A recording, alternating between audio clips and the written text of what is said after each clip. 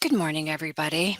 My name is Barbara Wood. I'm Associate Director for Outreach and Engagement at the Pecan Library in Suwanee, Georgia. Today, I'm going to talk to you about a simple time management tool that I started using 10 years ago, and it helped me immediately increase my productivity. I've modified this technique to use for studying. I think this technique can help anyone, and it will transform the way you approach your studies.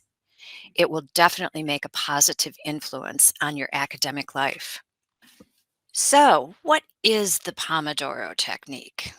This technique was invented in the 1990s by an Italian software designer named Francesco Cirillo. At the time, Francesco was a university student struggling to focus on his studies, complete his assignments, and manage his time effectively. He decided to devote at least 25 minutes to do a task with utmost attention and focus. For this purpose, he used his mother's tomato shaped timer. Pomodoro is Italian for tomato. And that's how this study technique came into being. The trick to this technique is to do only one task during that 25-minute block. In this case, we're going to be studying. That means no texting, no emailing, washing dishes, or anything else that might distract you from the task at hand. This technique is great for medical school due to the sheer amount of work that's required.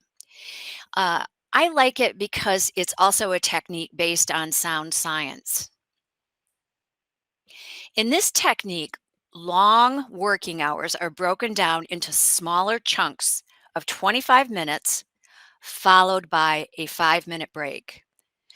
The 25-minute work block and the 5-minute break together are referred to as one Pomodoro.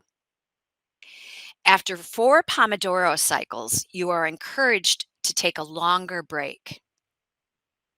Pomodoro is a cyclical system where 25-minute sessions are long enough to get a good amount of work done, but not so long that it's going to leave you fatigued or overwhelmed. The break is a key component to the Pomodoro technique. On the break, you're encouraged to do something good for yourself. Stretch, have a chocolate, look out the window. What you are doing is training your brain to concentrate uninterrupted for 25 minutes and then rewarding your brain with a 5-minute break. You are not expected to complete a project, just make progress on it. And don't feel guilty about taking that break because you're going to come back refreshed to the next Pomodoro. For the next 3 slides, I'd like to talk about the science that is behind the Pomodoro study technique. And let's talk about multitasking. I have asked many students and coworkers over the years if they think multitasking is a good thing. Invariably, they say yes and state that they feel they're functioning at a higher level of efficiency. This is not at all the case. Research has proven that multitasking promotes cognitive overload. Worse, if multitasking becomes a chronic habit, it causes cognitive impairment by reducing your attention span. The Pomodoro technique relies on what's known as time boxing or working in blocks of time, 25 minutes, interspersed with breaks during which you recharge. The effect is a firewall for your attention, which is only required for short bursts. You are able to achieve more in smaller amounts of time. Another issue when it comes to productivity is managing internal and external distractions. There are so many potential distractions surrounding everyone these days, whether it be people, phones, instant messaging, emails, or the internet. We all have our weaknesses. The Pomodoro technique allows you to block out distractions and manage interruptions as they happen. Well, how, you ask? One of the cardinal rules of the Pomodoro technique is protect the Pomodoro. You set your phone to silent and activate do not disturb setting. You look you don't look at your phone or check your email. Managing external distractions that way is relatively easy. But when it comes to people interruptions, that's another thing altogether. When a person approaches you and you're in the midst of a Pomodoro, you merely say, I'm in the middle of the Pomodoro. Can I get back to you later? When I was a librarian at KSU, I had this do not disturb sketch on my door, and I trained my colleagues not to bother me. It works most of the time. People will leave you alone, but you have to be true to your word and get back to them later. Also, if the dean interrupts you, you typically cancel that Pomodoro and start again later. The next slide is, hi, my name is Barbara, and I'm a procrastinator, and possibly a few of you can relate to that. So let's talk a little bit about procrastination. Is procrastination laziness? Is it moral failing? No, sometimes we procrastinate because we find a particular task boring or fear making a mistake. Perhaps you're a bit of a perfectionist. As a student, you have to tackle work in which you have absolutely no background, and that can seem impossibly daunting. What happens when you wait until the last moment or procrastinate to complete a project?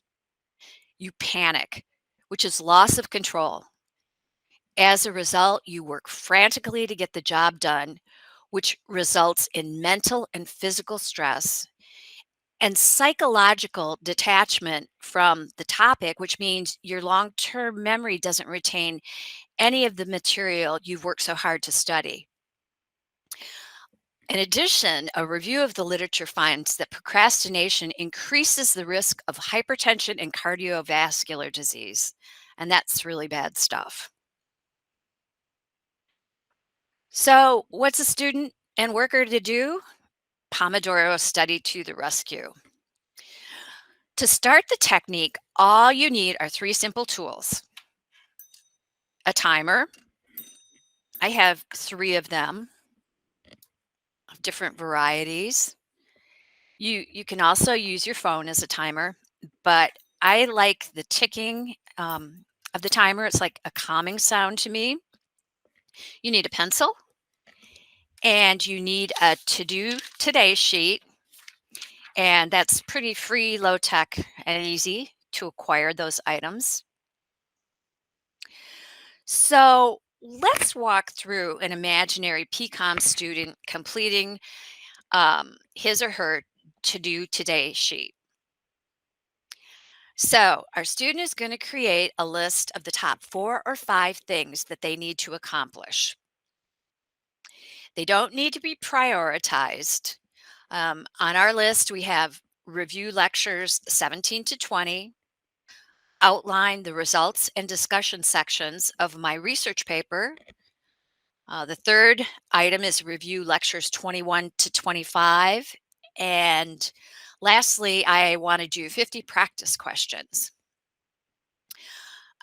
You don't need to start from the top. Again, you don't need to prioritize. So you've got your tasks all laid out and you turn on your timer for 25 minutes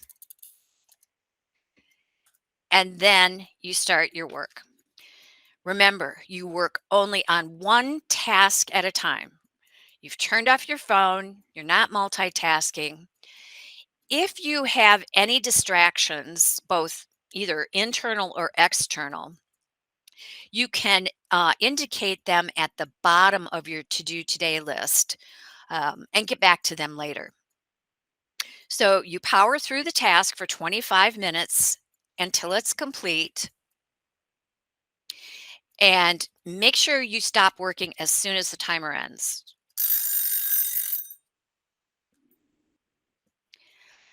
If you haven't completed the task and it would take you just a few more minutes to complete the task, don't do it. Take your break and then start another Pomodoro after the break. Remember, just like a muscle, you're training your brain to work in 25-minute segments. If you do finish early and you have time left, don't move on to the next task within that Pomodoro. The idea is to respect the Pomodoro, the timer, Dr. Clock, and work per the dictates of the timer. And with the extra time, review your work again. And then, of course, take your break and do something on your break that involves not looking at a screen. Take a walk, stretch, get a cup of coffee. Breaks need to be disconnected from your work. So let's look at the to do today sheet at the end of a 5-hour study session. When you have completed a Pomodoro, again, 25 minutes followed by a 5-minute break, place an X next to the task. You'll see it took three Pomodoros for you to outline the results and discussion sections of the research paper. You thought it would take one, but it required three Pomodoros. This is very helpful because next time you have to work on your paper, you're going to budget yourself some more time. And that's a beautiful piece of Pomodoro. It allows you to sit back after you're done and analyze the time it takes you to complete different tasks. Remember to take longer breaks between every four Pomodoros, at least 20 to 30 minutes. You'll notice at the bottom of the sheet, you successfully protected the Pomodoro and managed your distractions by jotting them down. You saw on your phone that your mom called and you have to call her back. And as you were toiling away at your practice questions, you remembered the car needs service and the dog needs food. Um, you didn't stop to attend to these tasks. You just made a note at the bottom of the page. Okay, so I wanted to talk to you about the advantages of the Pomodoro system. It's free, low tech, easy to learn. I like the piece of allowing you to see how much time you actually spend on different tasks, and it's based on good science. And what I've shown you today has been a basic overview of the Pomodoro technique. There are deeper aspects to it, especially involving time estimates and also using Pomodoro with teams. I personally am interested in taking advanced training to become a certified Pomodoro trainer in the future. Pomodoro can be used for any other tasks you need to accomplish. I use it when cleaning my house. For example, I give myself 25 minutes to clean a bathroom and that's it. Um, I've been asked before, when should you not use Pomodoro? And you shouldn't use Pomodoro in your free time and when you're having fun. It would be totally rude to meet somebody and say, okay, you have one Pomodoro with me. Um, just use it for completing tasks and making time work for you.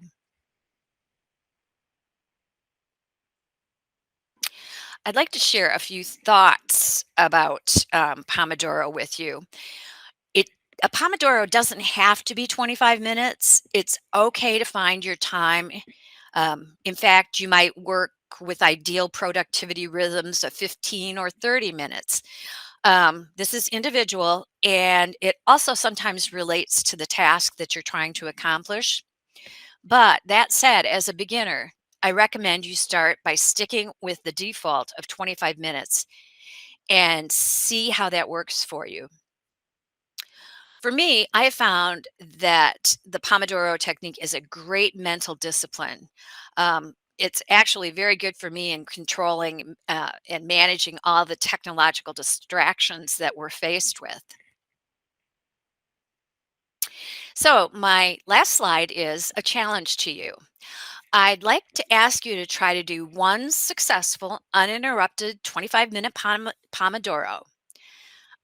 First of all, you're going to be amazed at how many external and internal distractions will prevent you from completing it.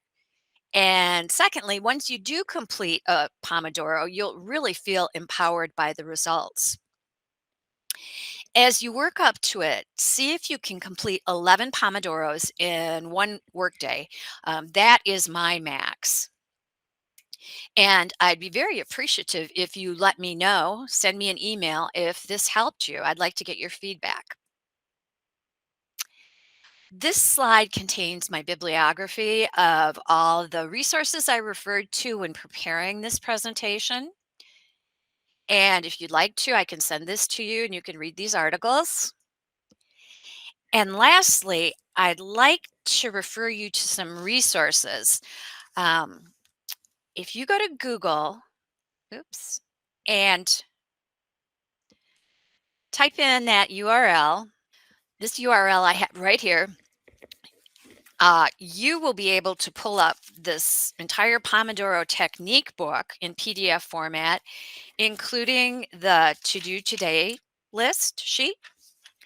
If you go to YouTube, there's a plethora of helpful videos. And if you go to the App Store, you can download timers for your telephone. So with that, I'm going to stop sharing. Does anybody have any questions or comments regarding the Pomodoro technique? Well, if not, I am going to say goodbye. Oh, yes. Barb, I'm sorry. It's Dr. Wilkins. I had to unmute my phone. Okay. Thank you so much. I've always had questions about this, and now I feel like I understand it more. Okay. I teach a board study class, and one of my questions to you is they have to regularly, do timed exams. And sadly, the timed exams are based on hours. So can I ask your recommendation for how you would do that with this technique? Well, you noticed I broke it down, the exam question piece of the student. I wanted them to do them 25 minutes at a time. There were 50 practice questions, but you can do it for an hour. I know some people who do Pomodoro up to 90 minutes, but the research has shown that 25 minutes is a great cognitive period of time. So they can use Pomodoro for an hour. Okay. I wouldn't I was wondering, could I have them do it in half-hour segments? Absolutely. That's much better. Okay. Much better. And make have sure they take a break between that. Yes. And don't. I'm huge on breaks. They're not. You Right. have to convince them. Oh my family gosh. thinks it's hysterical when they hear me trying to convince somebody to take some time off. Oh no, the research is there. This is scientific cognitive research. You need to take a break and not look at a screen. Right. You'll come back refreshed. You're ready to go. Great. Thank you. Yeah, I'm really interested in your bibliography so that I can share that with Do you want me to send that to you? I will send it to you. I've been using this technique for 10 years now, and it's changed my productivity. It's made me feel not guilty. I don't panic anymore. And so many times as a librarian, we have to approach knowledge that we know nothing about, and it helps me break it down into smaller chunks. Thanks so much for doing this presentation. I appreciate it. Oh, you're welcome. Please, contact me if you have any other questions. Michael, are you a student or faculty? I'm faculty. Okay. Did you think this is a helpful technique? Yeah, I do actually. Yeah, I think I'll give it a try for all the tasks that I have to do and possibly recommend it to students. Great. I'm going to stop the recording. And I thank everybody for attending today and hope to hear from you. Okay. Thank you. Bye-bye.